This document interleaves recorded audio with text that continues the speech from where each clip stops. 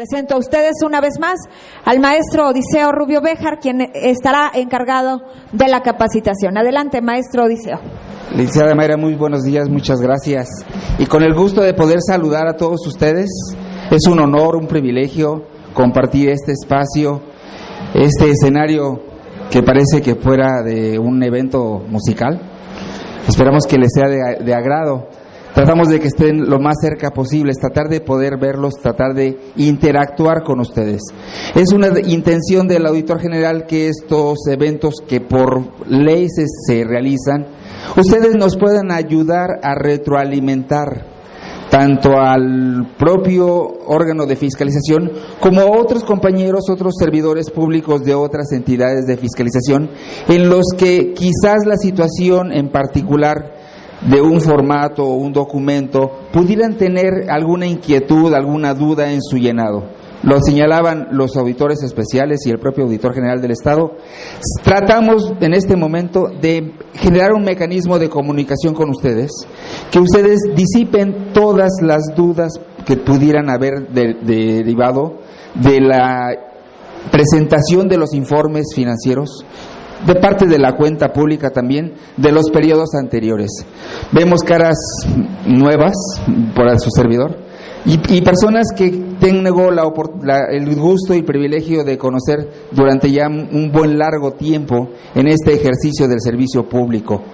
Y es el gusto de poder saludarles y pedirles que nos apoyen, generando un mecanismo de retroalimentación, participando, y que esto no sea una plática, un monólogo, en el que a veces tardar tanto tiempo para presentar un documento puede ser un poco cansado, un poco pesado. El objetivo de este evento, como se señaló, es el de presentar el documento denominado Criterios y Lineamientos para integrar el informe financiero del primer periodo semestral del ejercicio fiscal 2015, que podamos disipar esas dudas que señalamos.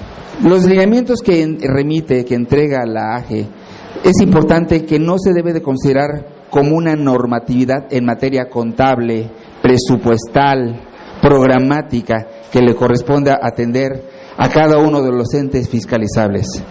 Es más bien el mecanismo en el cual la Auditoría General del Estado recoge la normativa a la que los entes públicos tienen que ajustarse para integrar el informe financiero y la cuenta pública.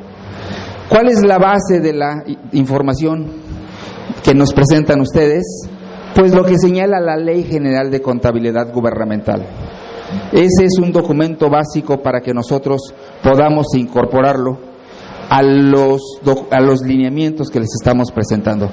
Y no solo es la Ley General de Contabilidad Gubernamental, es muy vasta, muy amplia la normativa que nos corresponde atender como servidores públicos. Y de ahí la importancia de decir cuál es nuestra responsabilidad como servidores públicos. Bueno, pues deberemos de entender que es todo aquello que muestre la manera en que nosotros desempeñamos nuestras labores, nuestras funciones. Y pudiéramos tener diferentes tipos de responsabilidades. Algunas son por hacer las cosas de una manera diferente, sesgada, desapegada al marco normativo, o también puede haber una responsabilidad por no hacer las cosas que el marco de ley nos está señalando. Como servidores públicos tenemos que hacer todo lo que la ley nos indica. Solo podemos hacer lo que el marco normativo nos está señalando. A diferencia del sector privado, en el que podemos actuar bajo un marco en el que todo aquello que la ley no me prohíba, lo puedo realizar. Aquí la normatividad es tan amplia que requerimos entonces un mecanismo de actualización, de capacitación, profesionalización.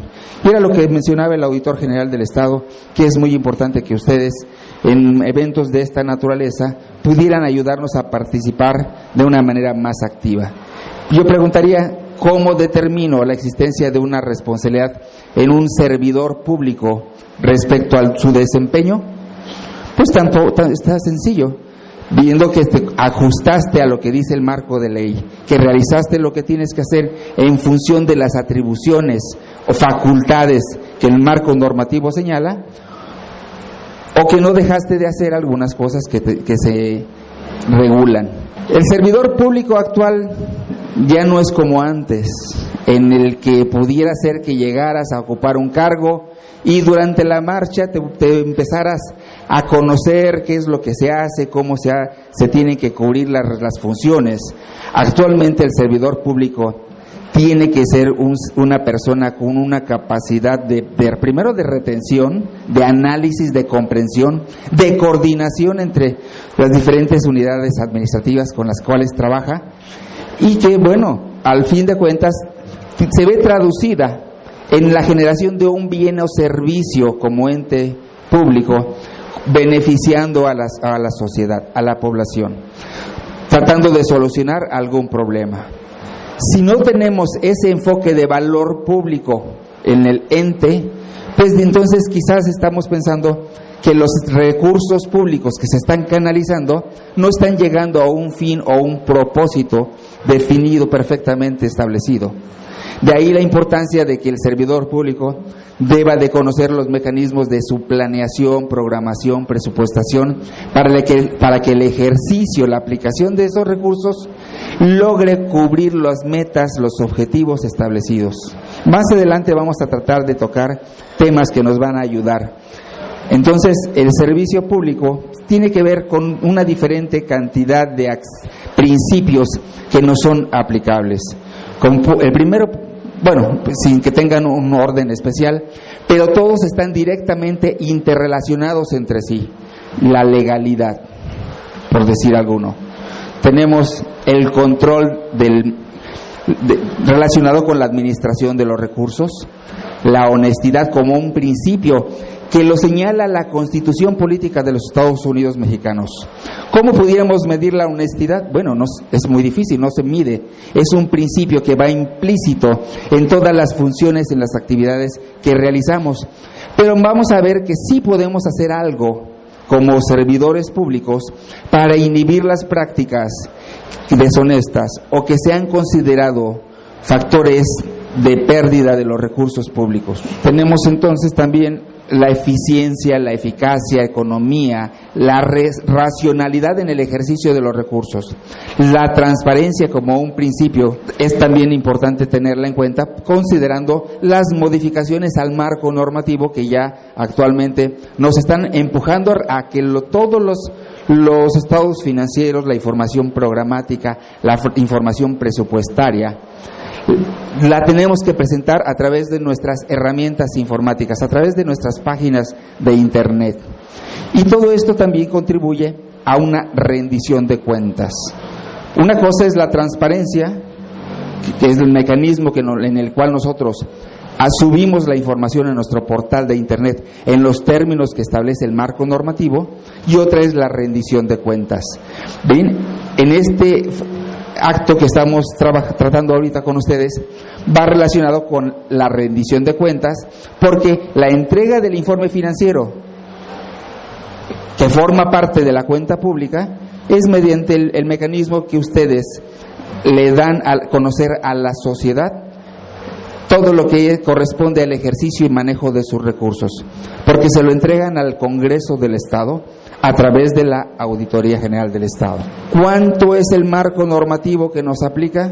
Pues realmente es cada vez mayor, y de ahí la importancia de que nos apoyemos con las personas que se encargan de manejar el aspecto normativo, el aspecto técnico.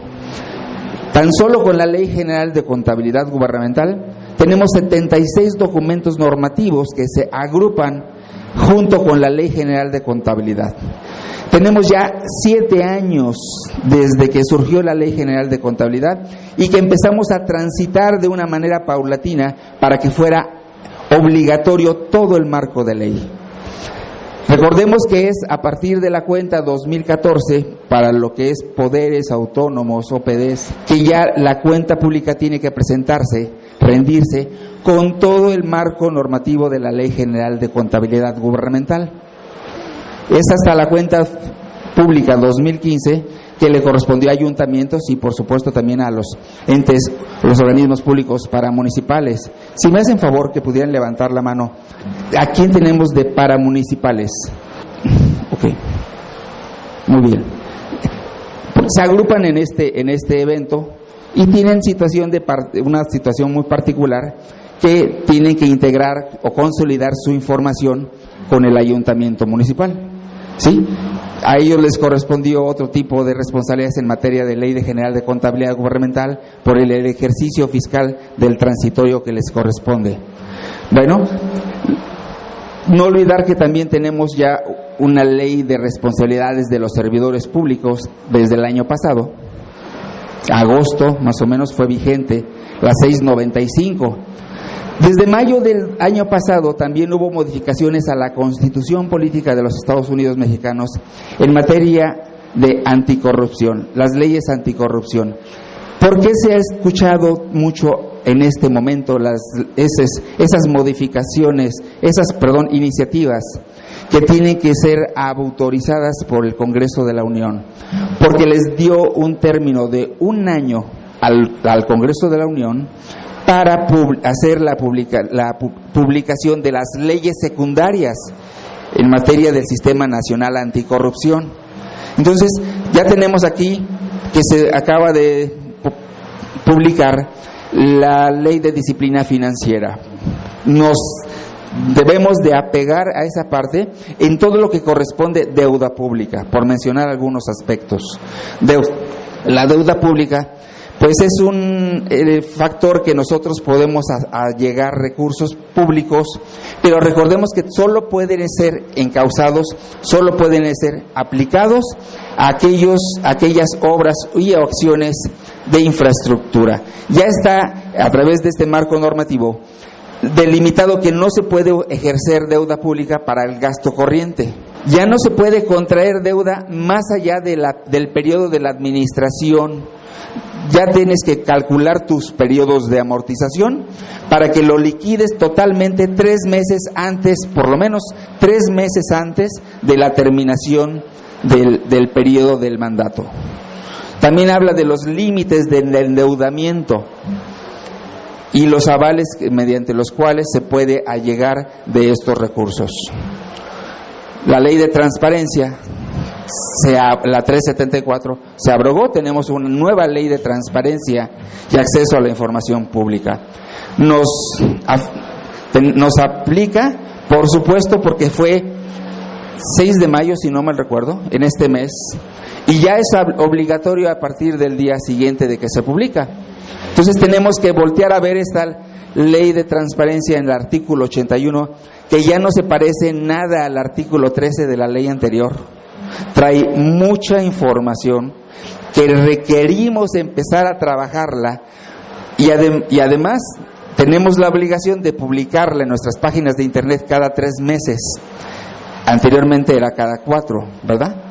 Ya se está homologando con la publicación de la información que nos señala la Ley General de Contabilidad. Recordemos que también esta información en términos del título 5 de la Ley de Contabilidad señala una periodicidad de publicación trimestral. ¿Cada cuándo la tengo que presentar? 20 días posteriores al cierre de cada periodo. Entonces, si le empezamos a ver, son muchas las normas que nos aplican. Cabe, por ejemplo, la 454 de presupuesto y disciplina fiscal, importantísima para poder ejercer los recursos en apego a un marco normativo en el cual sabemos que no podemos disponer de un solo peso que no tenga una suficiencia presupuestaria. ¿Quién nos da toda esta información? Nuestra contabilidad. ¿A quién entonces le sirve la información que estamos generando? ¿Al órgano de fiscalización? A nosotros, ¿verdad? ¿Y de qué forma hacemos uso de esta información? Pues si de manera oportuna la tenemos, si sabemos que es confiable, que se puede verificar,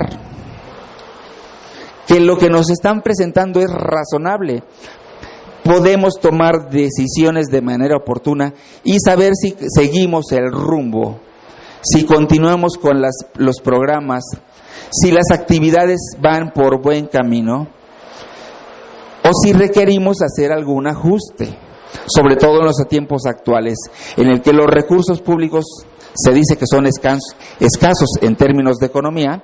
Pues la realidad es que son escasos en el efecto de nuestras cuentas, en el efecto de que cada vez las cosas nos están costando más caro. Tenemos que racionalizar el gasto. ¿Cómo? No se trata de ahorrar por ahorrar, se trata de ejercer el recurso de una manera económica. ¿Qué implica hacerlo de manera económica? Nos hablaba que tenemos principios: eficiencia, eficacia, economía. ¿Qué significa hacerlo con economía? Hacer más con menos. Digo, se dice muy fácil, muy rápido, pero efectivamente esa es la idea. Utilizar con los mismos recursos los haces que rindan mejor. Un ejemplo en el cual podemos hacer más con menos. Buscamos las mejores condiciones del mercado. No les compramos al primero que llegó a ofrecernos un producto o ofrecernos un servicio. Claro que tenemos que ver la calidad del servicio y los productos que nos están ofreciendo. Eso también tiene que ver con otros factores. Pero si tú logras que te den un servicio o un producto a un mejor precio en las condiciones en que tú lo estás pactando, seguramente esa cantidad de dinero la vas a poder aplicar para algún otro concepto o comprar más de lo mismo. A veces logramos conseguir créditos, nos dan financiamiento, pero el costo del financiamiento también tenemos que estarlo ponderando o valorando. Y a veces no por el hecho de que nos estén dando a crédito implica que nos tengan que dar las cosas más caras. Sí o no, en las empresas generalmente tenemos un área de compras. ¿Y qué hace esta área? Pues se encarga de estar cotizando, de ver las condiciones del mercado, las condiciones de crédito, para poder comprarle a los proveedores en los términos que a nosotros nos convenga. ¿Lo estamos haciendo de manera adecuada en nuestro ente público? Pues entonces implica hacer mecanismos de verificación, de comprobación. Muchos de los aspectos que nos tocan hacer los enfocamos con el control interno. Nos pidió el auditor que en esta plática tratáramos de que no sea un monólogo y vamos a empezar a interactuar con ustedes, encontrando los mecanismos en el cual podemos ver que el control interno es una herramienta valiosísima que nos ayuda de gran manera a diferentes aspectos, tocando el aspecto de la legalidad. Estamos aquí porque la Constitución Política y la propia Ley de Fiscalización señala que es una atribución del Congreso del Estado revisar los informes financieros semestrales y las cuentas públicas que entregan los entes fiscalizables al Congreso a través de la Auditoría General del Estado. La competencia de la auditoría ya es conocida por todos, sin embargo tenemos que señalarlo en términos de la obligación que nos da este evento. Es el de fiscalizar las cuentas públicas señaladas en la ley de la materia, ¿Cuál es la ley de la materia? Pues prácticamente todo el marco normativo que les aplique a ustedes, y evaluar los informes financieros. Cada órgano autónomo, de acuerdo a lo que establece la Constitución Política de los Estados del Estado Libre y Soberano de Guerrero, tiene la obligación de remitir su cuenta pública al Congreso también a través de la Auditoría General del Estado. Los órganos autónomos también tienen obligaciones muy particulares en materia de transparencia. Hay aspectos que son generales de transparencia, algunos aspectos que son específicos del Poder Legislativo, del Ejecutivo, del Judicial, pero también los autónomos tienen atribuciones muy particulares. El artículo 15 de la Ley de Fiscalización señala que las entidades fiscalizables están obligadas a entregar a la auditoría los libros, los datos, los informes, documentos comprobatorios, justificativos del ingreso, gasto público y la demás información que resulte necesaria para la fiscalización. ¿Cuál sería la documentación básica? lo que nos marca la Ley General de Contabilidad Gubernamental, pero también nos dice que la demás información que sea necesaria, de tal forma que en ocasiones nosotros hemos ido buscando el solicitarles algunos documentos, pero más que nada pensando en que les funcionen a ustedes, que les sirvan a ustedes. ¿Como cuáles? Indicadores de gestión o indicadores de resultados. El marco normativo nos dice cómo tenemos que construir estos indicadores a través de la herramienta del matriz de marco lógico. Tenemos que construir una matriz de indicadores de resultados. Solo nos dan el modelo. Sin embargo, vamos un poco más allá y les presentamos a ustedes una lista de los indicadores que construirán, pero en beneficio de ustedes mismos.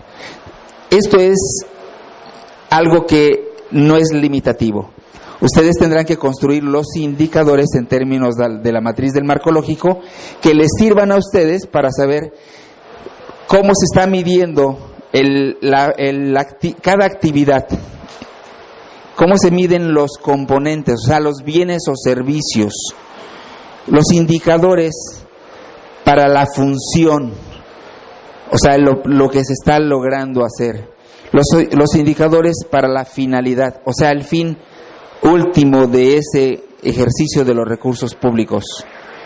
La definición que tenemos para cuenta pública y para informe financiero lo vemos contemplado en la ley de fiscalización. Aquí solamente vamos a resaltar que esta información se puede presentar de manera digital o de manera impresa.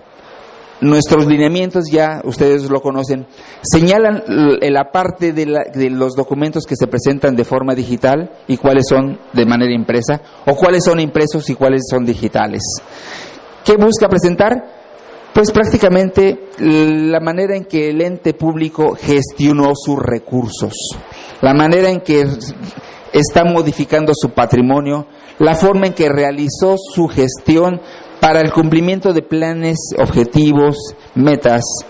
Y estas metas son establecidas con un carácter anual, pero tiene que estar apegado al plan estatal de desarrollo, que tiene una periodicidad sexenal.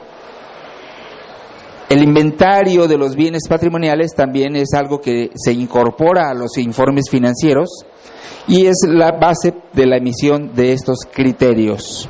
Forman parte de las cuentas públicas los informes financieros. Es importante tener presente esta situación que nos señala el marco normativo, porque el informe financiero actúa como un mecanismo de avance de la gestión pública. Mucha información que nosotros la vemos integrada en cuenta pública se ve reflejada en el avance de los informes financieros semestrales. ¿Qué se busca? Que ustedes hagan un ejercicio, un análisis del avance de esta información.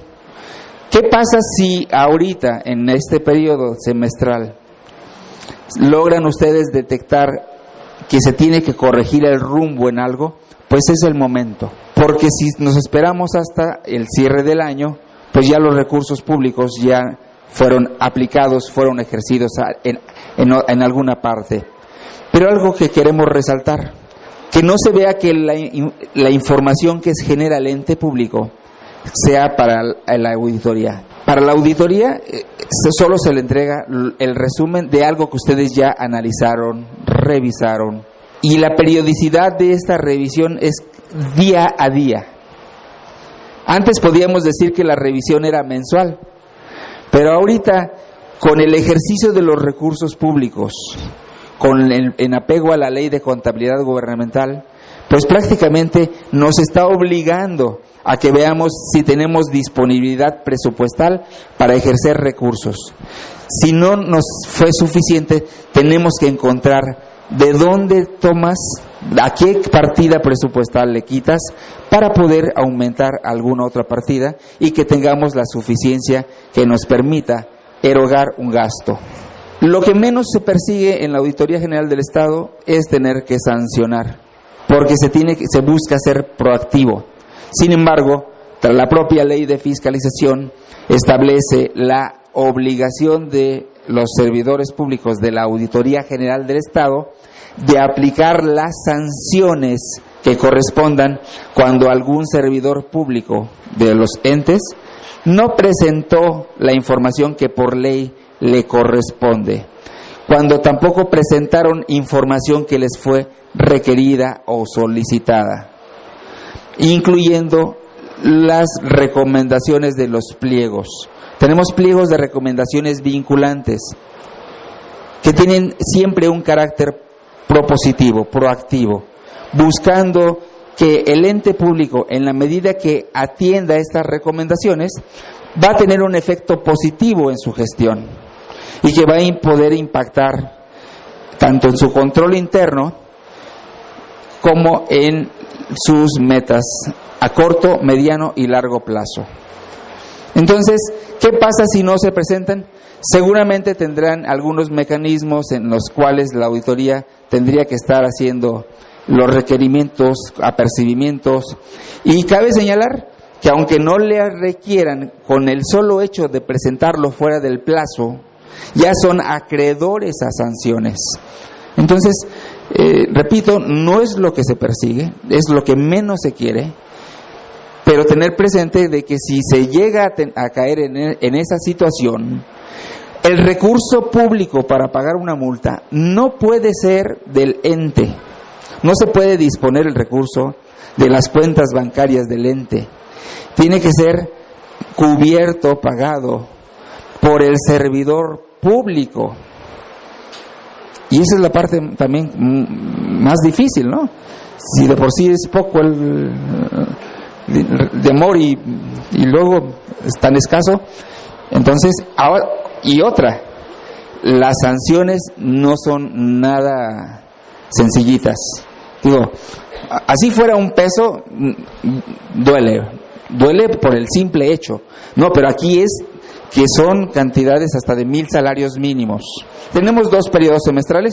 La ley nos señala que el primer periodo corresponde de enero a junio y el segundo de julio a diciembre. Es lo que nos señala la ley.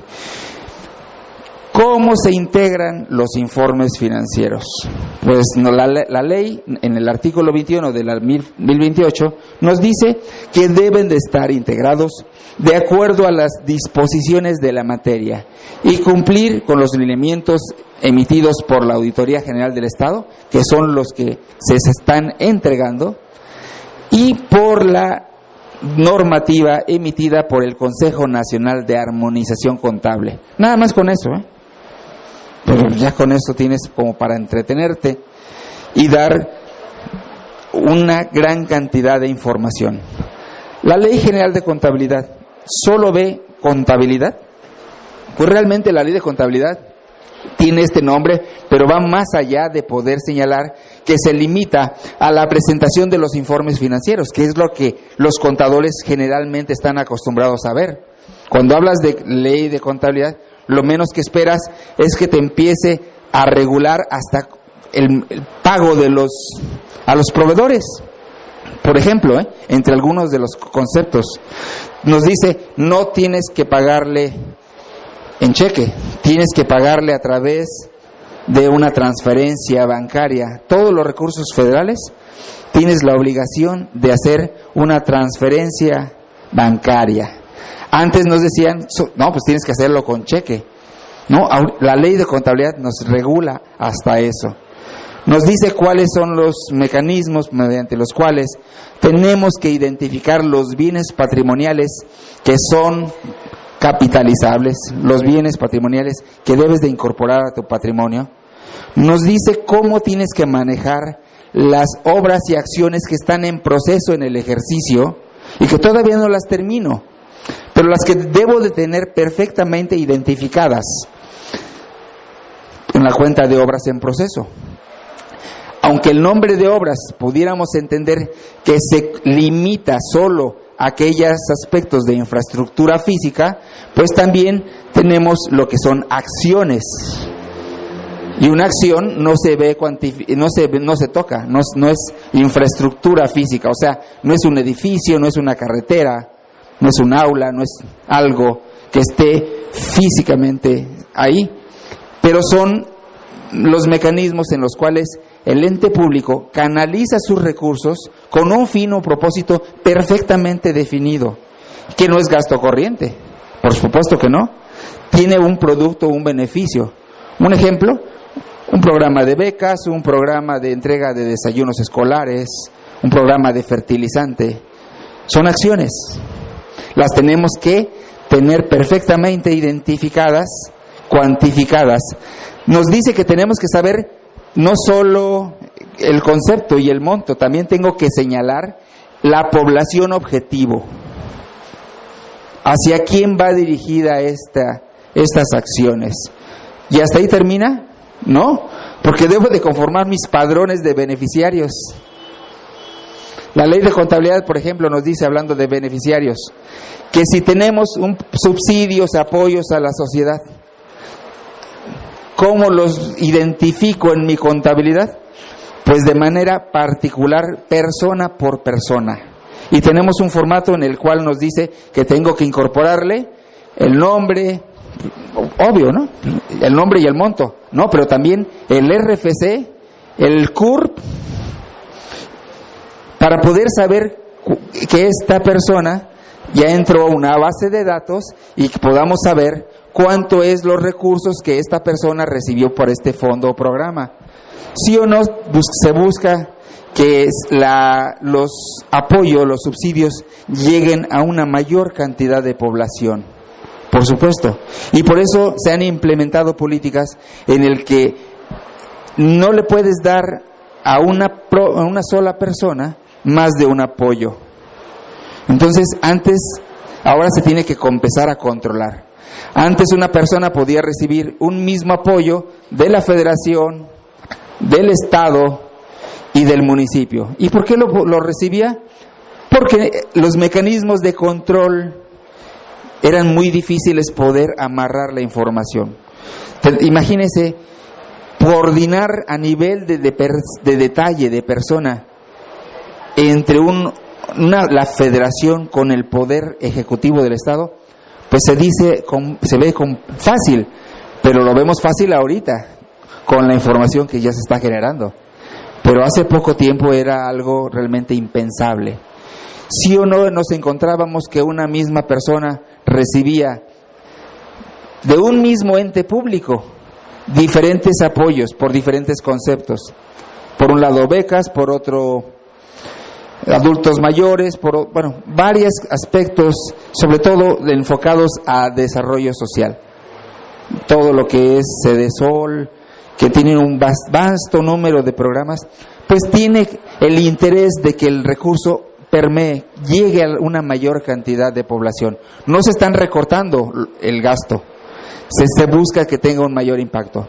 Entonces, sí o no, la contabilidad gubernamental no solo se limita a presentar información financiera y presupuestal. Ahorita ya tenemos que presentar información programática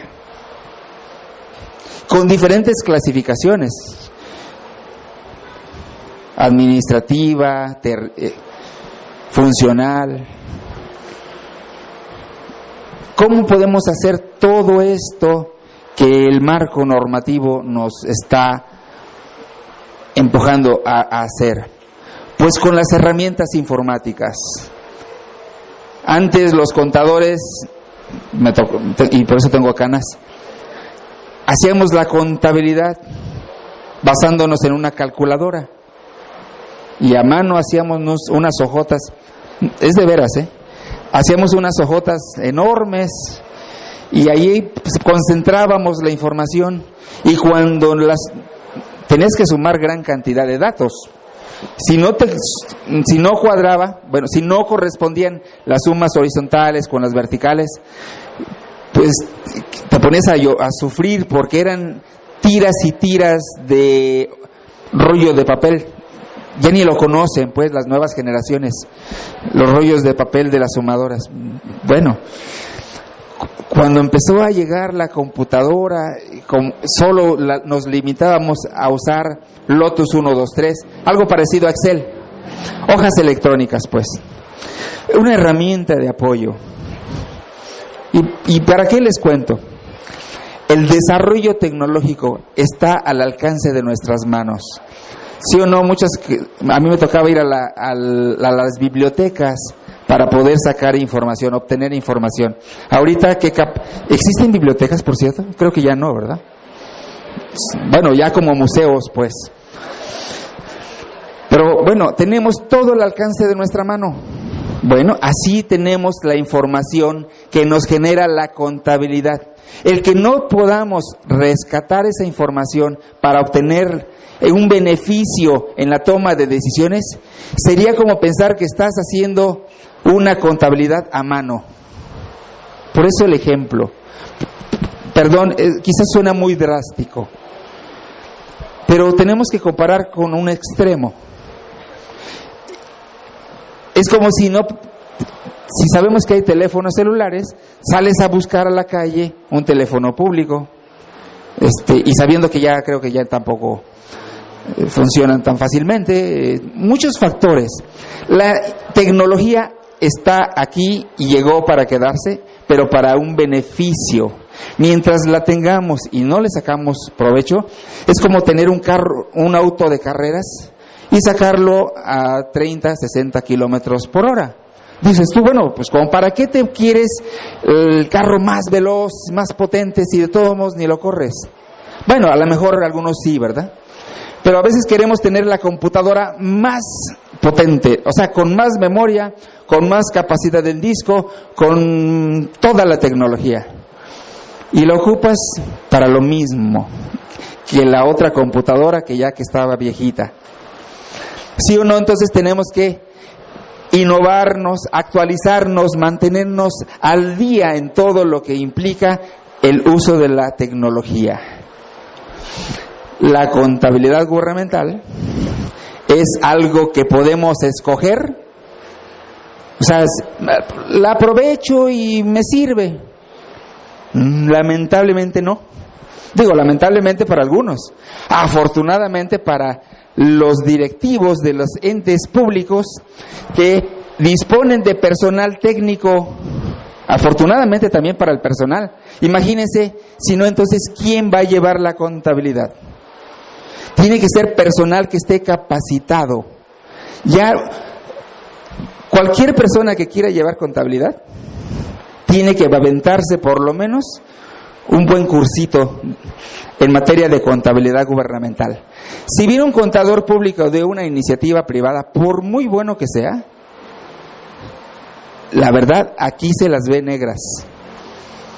O sea, no es tan sencillo como agarrar un catálogo de cuentas y bueno, era lo que hacen en las empresas privadas, ¿no? A ver, dame tu catálogo de cuentas, tu guía contabilizadora, tu manual de contabilidad, y es todo lo que necesito.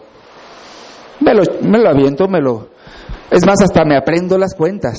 Y sí o no, los que llevaban contabilidades, ya no tienes que voltear a ver el catálogo, ya todo lo hacías mecanizado.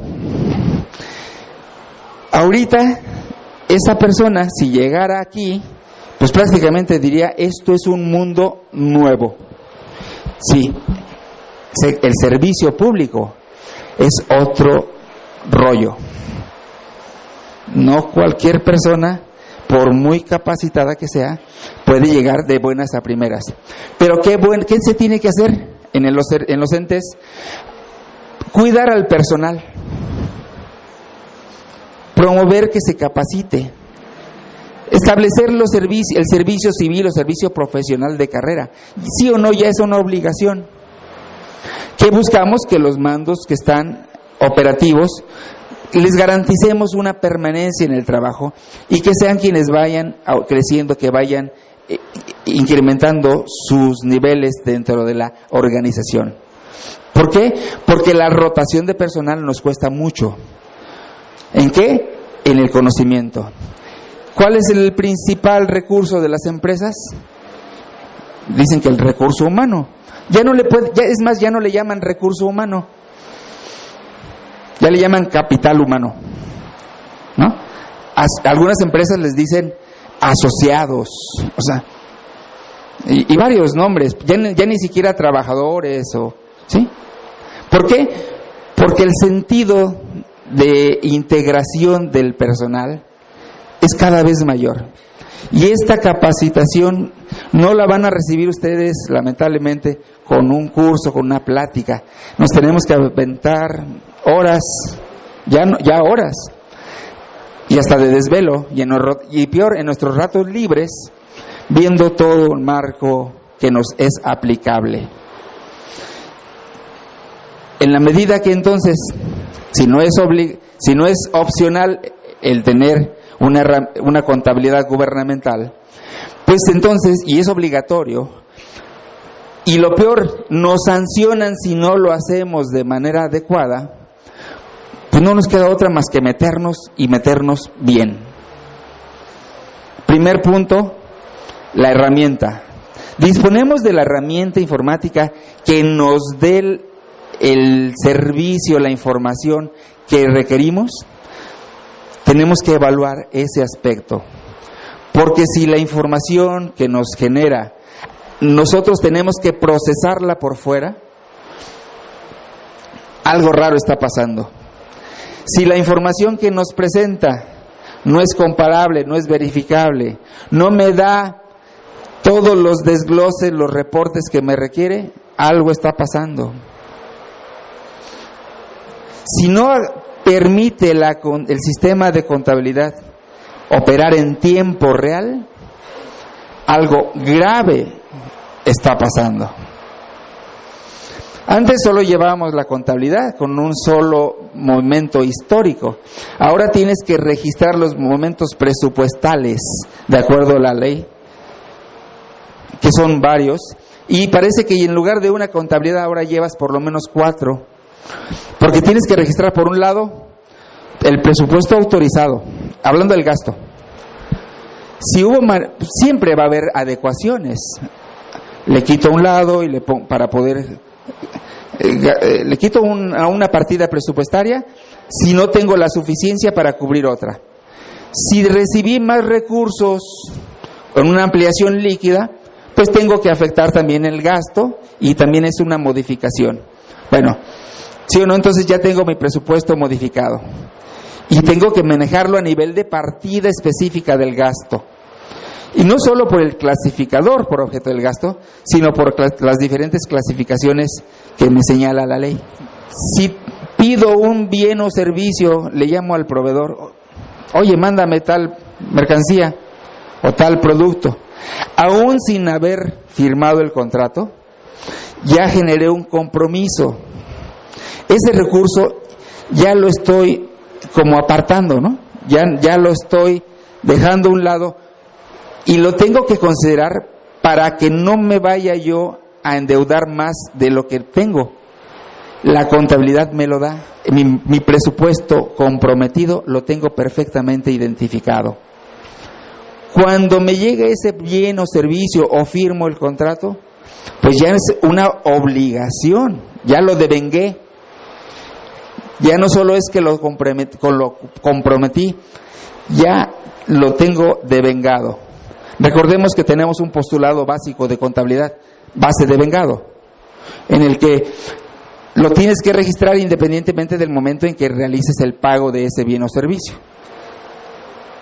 Esto sí o no me da la posibilidad de saber de cuántos recursos dispongo para algún otro concepto. Me lo da la contabilidad. Antes no podía. ¿Qué hacían antes? Oye, ¿cuánto tengo en bancos para saber si puedo comprar o pagar algo? No, ahorita ya esa información prácticamente no me sirve. Tengo que remitirme a mis estados presupuestarios. ¿Cuál es el tiempo real? Pues la interacción automática, que el sistema lo hace, la interacción automática de los momentos, de los aspectos presupuestarios en sus diferentes momentos, con la información financiera. Y ahorita el contador ya no tiene por qué hacer las pólizas de registro contable. Aguas, no vayan a decir, entonces ¿para qué tengo contadores? No, espérame. Se tiene que registrar en el sistema, pues las operaciones de cada una de las actividades que realizamos, como en el ejemplo que puse, y que de manera directa, afecta al presupuesto, pero automáticamente realiza la afectación a lo financiero. O sea, ya no se hacen las pólizas del cargo y el abono. Increíble. Los que son contadores no me dejarán mentir, que siempre nos enseñaron la teoría de la partida doble y casi como la ley básica. A todo cargo le corresponde un abono. Cuando yo vi una revista técnica en materia de contabilidad gubernamental que señalaba que desapareció la teoría de la partida doble, lo primero que dije, este señor no es contador, aunque diga que es contador. ¿De qué país vendrá? ¿O de cuál fumó? Porque es impensable. Bueno, sí existe el equilibrio contable. Lo que se refería, y fue que hasta después que más o menos pudimos ver cómo operan los sistemas de contabilidad, entendimos que lo único que haces es registrar en el sistema una operación. Un ejemplo, llegó la mercancía, afecto la entrada de esa mercancía y punto. Y ya tengo una afectación presupuestaria y financiera en los diferentes momentos. ¡Ay, caray! Cada herramienta informática tiene su particularidad. Por eso, cada ente público tiene que ver que el sistema informático les esté generando esta información. ¿Por qué hacer énfasis? Y ya le dedicamos mucho tiempo. Porque seguimos recibiendo en su información financiera algunos reportes donde dicen, no lo puedo presentar porque no tengo mi contabilidad armonizada. Ay, caray. Espérame, pues es que esto ya tiene 7 años. No es de ahorita. Ya tuviste que haber tomado las precauciones, previsiones y todo lo que implica para presentar tu información en términos de lo que marca la ley de contabilidad. O sea, no es algo que nos tomó desprevenidos.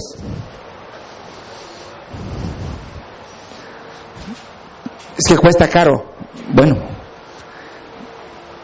sí, efectivamente ha sido un nicho de mercado para muchos desarrolladores. Sí. La Auditoría General del Estado, por ejemplo, tuvo que tomar un sistema de contabilidad que muchos entes de ustedes tomaron, seguramente. No vamos a decir nombres, porque buscamos no hacer ni publicidad positiva ni negativa. Tuvimos que emigrar a otro sistema de contabilidad gubernamental porque era necesario, que no nos estaba dando el servicio, la información que se requería. Si alguien migró a algún servicio porque encontraron estos problemas, los felicitamos, porque nosotros aquí también en la auditoría, como ente sujeto obligado, nos dimos también a la tarea de dar cumplimiento, y el auditor ha querido ser modelo, ejemplo de lo que representa una contabilidad gubernamental. Nuestros compañeros del área financiera casi viven en la auditoría, pero bueno, ha logrado primero actualizar la información y luego cambiar de un sistema a otro. Está de pensarse, porque tienes que capturar mucha información. O sea, son decisiones que tienen que planearse. Por ejemplo, no es propaganda, pero la auditoría buscó a un dictaminador que le viniera a revisar cómo estaba su contabilidad gubernamental y dijo, bueno, pues que sea alguien que tenga una capacidad técnica y para poder saber si le creemos o no. Buscaron ahí un despacho que le auditaba, dictaminaba a la Auditoría Superior de la Federación. Hicieron sus trabajos, salió un dictamen muy favorable, limpio, pero obvio, generaron observaciones, algunas recomendaciones que ya en este ejercicio fiscal anterior ya las atendió el área y se sometió a un segundo dictamen. No se está presumiendo, estamos compartiendo solo una experiencia. Busquemos al interior de nuestros propios organismos un mecanismo de verificación del grado de cumplimiento en materia de ley de contabilidad. Los organismos públicos, descentralizados, autónomos, a diferencia de ayuntamientos, tienen sus propias áreas de contabilidad. Es bueno. Ahora tienen que buscar el equilibrio entre el que lo hace y el que lo revisa. ¿Sí o no tenemos órganos internos de control? ¿Sí o no tenemos un documento que estamos obligados a generar para verificar el grado de cumplimiento de la ley de contabilidad gubernamental? ¿Cómo se llama? Lo solicita la Auditoría General del Estado. Antes lo recomendaba, ahorita ya tienes que presentarlo. ¿Por qué se tiene que presentar? Porque la Asociación de Organismos de Fiscalización y Control Gubernamental del país, a la cual pertenece la Auditoría General del Estado, buscó un mecanismo que impulsara a que los entes públicos cumplieran con la ley de contabilidad.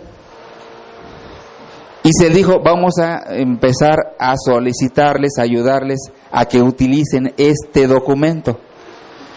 Inclusive hace 2 años hubo un ejercicio conjunto de Secretaría de Finanzas, Auditoría Superior de la Federación, Función Pública creo, y la Auditoría, y que recorrieron a todos los entes públicos con este documento. ¿Cuál es? Las guías. ¿Las guías de qué? Las guías de cumplimiento de qué? De la Ley General de Contabilidad. Son las guías de revisión del cumplimiento a la Ley General de Contabilidad Gubernamental. Sí o no, nuestros órganos, y por lo menos nuestros órganos internos de control, tendrían que estar verificando que el marco normativo señalado en este documento, que está muy sencillito, se esté cumpliendo. En la página del Consejo Nacional de Armonización Contable, en el apartado del secretariado, tenemos esto que llamamos guías de cumplimiento. Bueno, aquí lo marca como guía de cumplimiento. En el momento en que entramos, vemos que se llaman guías de revisión para el cumplimiento. Como pueden ver, tenemos los diferentes entes públicos a los que les aplica. Entidades federativas, poderes y órganos autónomos, paraestatales y los paramunicipales. No, obvio, no se ve, pero no hay necesidad, ustedes ya los conocen.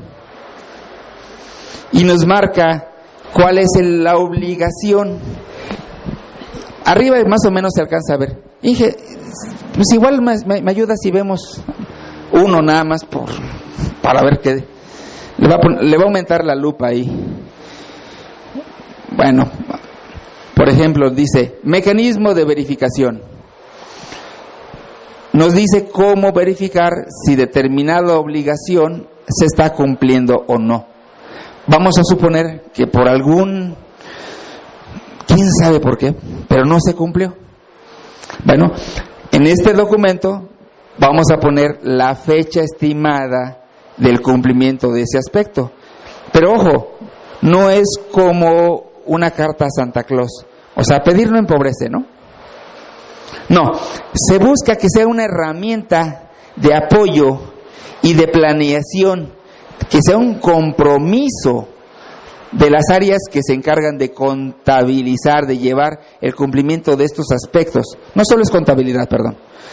Los diferentes aspectos que señala, alguien tiene que hacerse responsables, porque mientras no exista un señalamiento de esa responsabilidad, lamentablemente todo le cae al mando superior, ¿sí?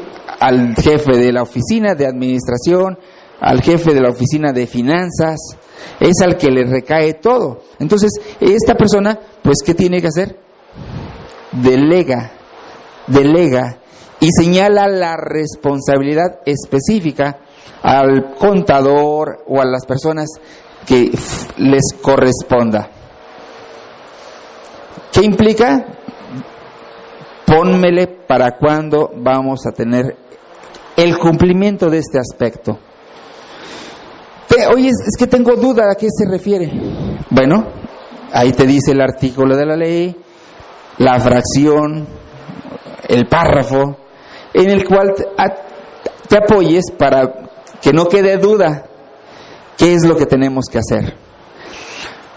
Más a la derecha, Inge, nos dice comentarios, o sea, todavía ponle ahí cualquier situación que nos ayude a verificar, a señalar algo. Ojo, no excusas, buscamos. Yo creo que no ayuda de nada saber por qué no se hizo.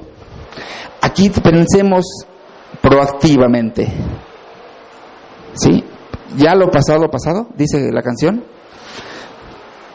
De aquí hacia adelante. Y de aquí marcando las pautas de lo que le permita a ustedes dar cumplimiento a cada aspecto. Me van a decir, oye, es que es demasiada información. Bueno, ¿sí o no requerimos focalizar nuestras actividades? Nos dicen, el que mucho abarca, poco aprieta. Hay técnicas de administración donde nos señalan, concéntrate solo en lo más importante.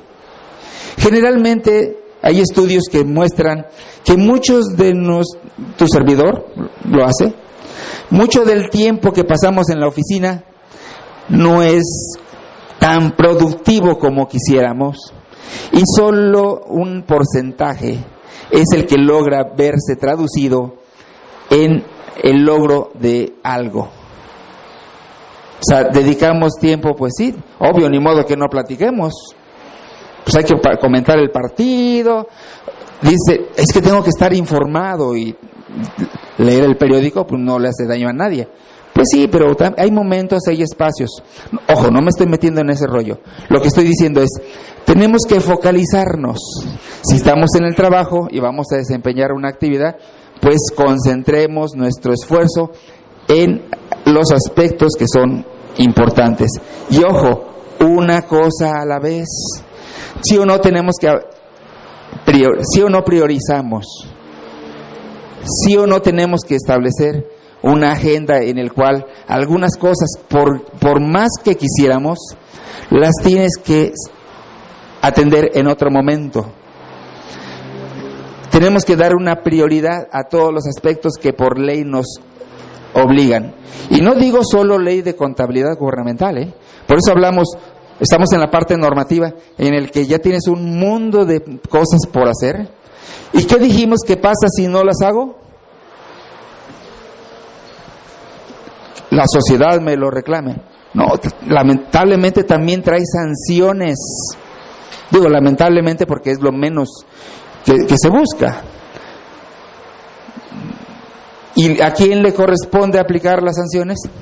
Pues al órgano interno de control en la mayoría de las veces. ¿Qué se requiere? Allegarse de la evidencia que les permita poder determinar en una investigación procedente el elemento que impute la responsabilidad.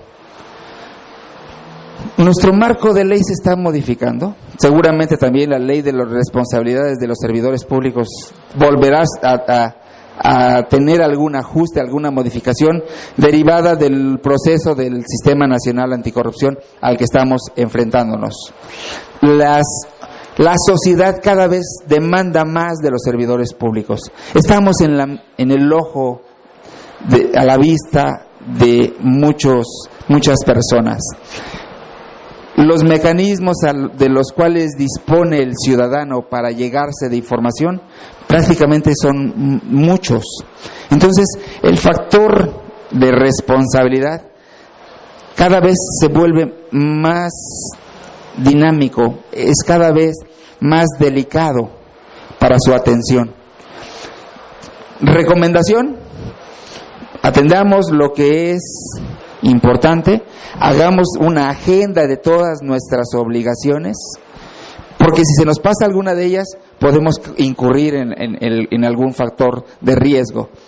Si nosotros medimos el riesgo para el ente, también nosotros tenemos un factor de riesgo como servidor público. ¿Sí o no es conveniente entonces decir todo lo que le afecta al ente público me afecta a mí?